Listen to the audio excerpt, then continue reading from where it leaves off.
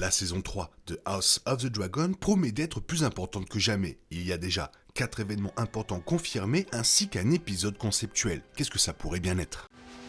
Allons. C'est l'heure de l'histoire, mon poulet au miel. On ouvre les petits volets.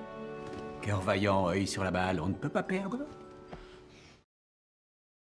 Ce n'est pas une prédiction, mais une déclaration directe du showrunner Ryan Condal qui a annoncé que les prochaines séries seraient encore plus énormes. Une promesse à la fois logique et bienvenue après la fin de la saison 2 de House of the Dragon, qui a été critiquée pour s'être conclue sur un cliffhanger plutôt que sur un événement majeur. De tels moments forts devraient être présents en bonne place dans la saison 3. En effet, en plus de promettre des choses plus importantes qu'auparavant, Condal a annoncé 4 événements majeurs du livre ainsi qu'un épisode conceptuel dans cette saison 3 et a déclaré plus précisément qu'ils sont très excitants en termes d'ampleur et de son. Si l'on se base sur le livre, sur les événements de la saison 2 et sur l'annonce suggérant fortement de grandes scènes de combat, on a une assez bonne idée de la direction que prendront les événements.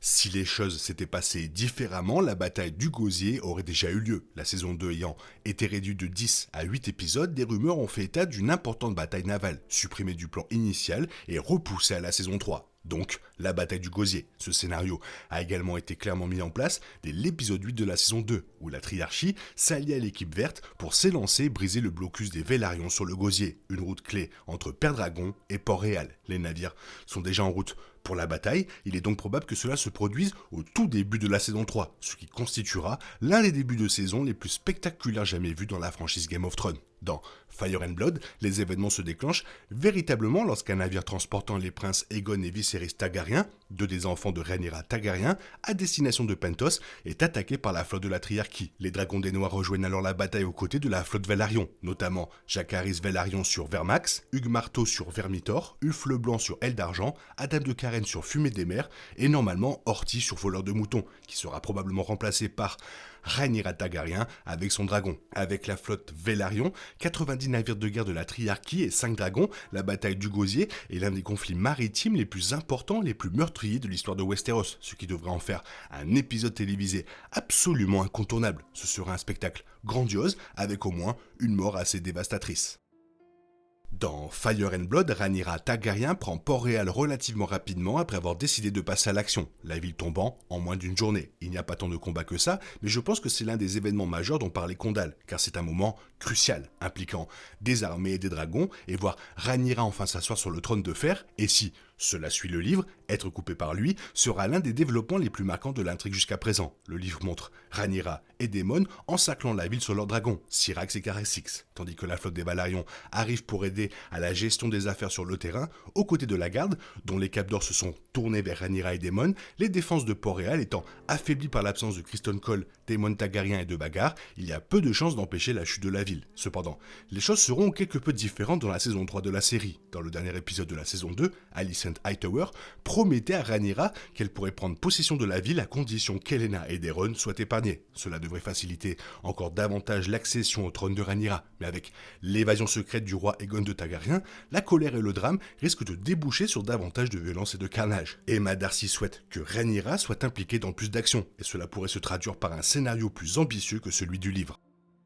Un événement à Westeros ne porte pas le nom de balle du boucher sans raison, et il n'avait certainement rien à voir avec les fournisseurs de viande de qualité. La bataille se déroule alors que Sir Criston Cole mène une armée verte affaiblie vers le sud à travers le conflant, espérant rejoindre les forces d'Ordmund Hightower et de Daeron Targaryen. À ce moment-là, Aemon Targaryen dirige Vhagar sur un chemin de destruction à un seul dragon, ailleurs dans le conflant. Les forces des Noirs, dont les loups de l'hiver, envoyés par Lord Cregan Stark de Winterfell, utilisèrent diverses tactiques contre les Verts en marche, se déguisant notamment en cadavres pour lancer une attaque surprise. Lors de la bataille connue sous le nom de Balle du Boucher, les Noirs étaient 2 fois plus nombreux que les Verts. Criston tenta de négocier avec ses commandants rivaux, proposant sa reddition puis leur opposant un combat singulier, avant d'être terrassé par plusieurs flèches. Avec la mort de Criston Cole et l'énorme avantage numérique, la victoire de l'équipe noire fut brutale et sanglante, qualifiée de boucherie, pas de bataille. Des centaines de membres de l'armée verte furent tués et la mort de Criston fit de cette victoire une victoire décisive pour l'équipe noire. Cole étant l'un des personnages principaux de la série, ayant déjà planifié sa marche vers l'oubli dès la saison 2,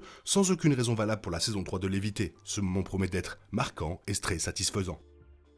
La première bataille de Tubbleton est une autre bataille à forte composante de feu et de sang qui s'inscrit dans la chronologie probable de la saison 3 de la série. Il me semble donc logique qu'elle fasse partie des séquences auxquelles Condal faisait référence. Tumbleton, mentionné dans la saison 2 car la fable de Hugues Marteau, Il y a de la famille, est une ville commerçante et devient un bastion clé pour les Noirs entre le Bif et Port-Réal afin de contenir les forces d'Ormund et de Daeron. Même sans l'intervention des dragons, il s'agit d'un événement d'une ampleur considérable. L'armée des Noirs compte au moins 6000 hommes et celle des Verts plus de 9000. Les choses se passent extrêmement bien pour le camp de Rhaenyra puisque le chef des loups de l'hiver, Roderick Destin, tue Ormund Hightower au combat et les choses semblent se diriger vers une victoire des Noirs, jusqu'à une double trahison majeure. Hugammer et Half-White rejoignent les Verts et lancent leur immense dragon contre la ville de Tubbleton, un changement de cap choquant qui marque un tournant majeur dans la guerre civile. Dans le livre, Hugh exprime le désir de devenir roi. Cela pourrait se vérifier dans la série, mais vu le contexte, j'imagine que sa femme va mourir aux mains de l'équipe des Noirs dans la saison 3, ce qui l'amènera à changer d'allégeance. Cela se produira probablement vers la fin de la saison, ce qui en fera l'un des derniers moments marquants. Avec ces 4 événements majeurs de l'histoire de Fire and Blood portés à l'écran dans les prochains épisodes, la saison 3 représentera probablement certains des moments les plus sanglants, les plus dramatiques de la guerre civile des Targaryens. Si la série a déjà offert des combats de dragons époustouflants comme la bataille du repos de Freux de la saison 2, les commentaires de Condal affirment que la saison 3 portera ses combats et ses intrigues politiques à un niveau encore plus élevé. De plus, sa mention d'un épisode conceptuel ajoute une touche intrigante. Contrairement aux batailles à grande échelle qui caractériseront la saison, un épisode promet d'être plus introspectif et centré sur les personnages, s'écartant ainsi du format habituel de la série. Il suivra probablement le parcours d'un seul personnage ou utilisera une technique narrative unique à l'instar des épisodes de Game of Thrones comme The Door ou Outbreaker, qui se concentraient principalement sur des révélations profondément personnelles et émotionnelles concernant certains personnages. La saison 3 de House of the Dragon met en scène de nombreux personnages aux intrigues marquantes. Bien que Condal n'ait pas précisé les détails, l'épisode pourrait se concentrer sur Rhaenyra aux prises avec les pères de la guerre. Un autre événement pourrait se produire dans la saison 3 et il serait certainement majeur et constitue peut-être le plus grand affrontement de toute la danse des dragons, du moins en termes de battage médiatique et de signification. Aemon contre Daemon, le combat entre les deux a été annoncé dans la saison 2 et, dans le livre, il est mis en scène sur leurs 2 dragons, Vhagar et Kha'Zix. Cependant, même si, d'un point de vue chronologique, il est possible de l'inclure, je pense que HBO et Condal atteindront la saison 4 de House of the Dragon, qui sera la dernière apparition de la série. Cela donne un côté garder le meilleur pour la fin et leur permettrait d'avoir 2 des meilleurs personnages et Matt Smith, l'une de ses plus grandes stars, pour susciter l'enthousiasme pour cette série d'adieu. Cela devrait être absolument énorme, mais il n'est pas nécessaire de se précipiter pour y arriver.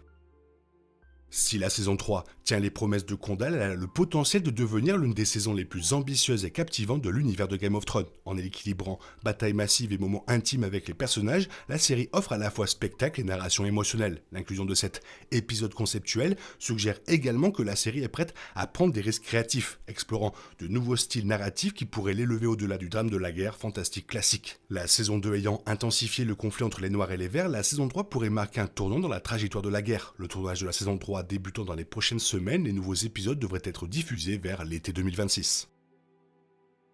Maintenant la question est de savoir, toi, quel événement tu attends le plus dans cette saison 3 et surtout, qu'est-ce que tu penses de cet épisode conceptuel? Fais-le moi savoir dans la zone commentaire, sinon il est temps pour toi de faire attention au feu du dragon derrière toi, et sinon, bisous bisous bye bye. Il est impossible de compter sur les autres de nos jours, on est obligé de tout faire soi-même. Je me trompe? Rien de grave, j'avais tout prévu. Où va le monde, je vous le demande.